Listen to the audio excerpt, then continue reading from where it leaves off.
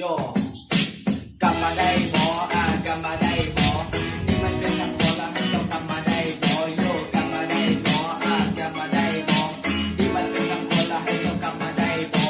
จนมาถึงตอนนี้ก็ยังอยากกูหักเจ้าจนมาถึงตอนนี้คอยบอกเคยลืมยังของเขาผ่านมาหลายปีที่คอยนี่ต้องทนเหงาเพราะว่าคอยยังคิดวันละวันละเมื่อจนแก่เจ้าที่สุดทุกวันนี้โบได้เลือกหรือว่าได้ยังผิดได้ยังข่าววันที่เจ้าจะให้ความหวังอยากให้เจ้ากลับมาเพราะว่าเจ้านั้นคือพลังอยากให้เจ้าได้มุ่งไว้ว่าคอยหาเจ้ายังจริงจังวันที่เจ้าไปมึงบอกว่าเสียน้ำตานั่งให้คนเดียวใครรับผลเป็นบ้าเซ็งวันแอบเป็นทุกข้อความที่เจ้าส่งมาอยากที่สื่อให้ทั้งเสื้อผู้เล่นนาฬิกาคอยยังทุกอย่างเรื่องราวของสองเราทำผู้คุยใจขอและมองวันในวันเก่าๆอยากให้เจ้ากลับมาดังสัญญาที่เคยได้เฮาว่าจะหากันตลอดไปจนวันแก่เฒ่าโยโยโย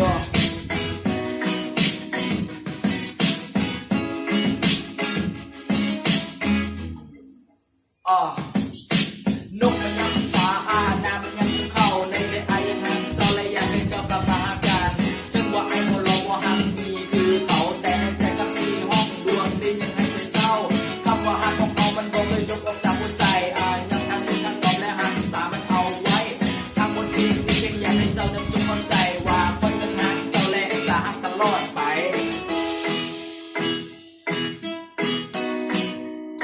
โยโย่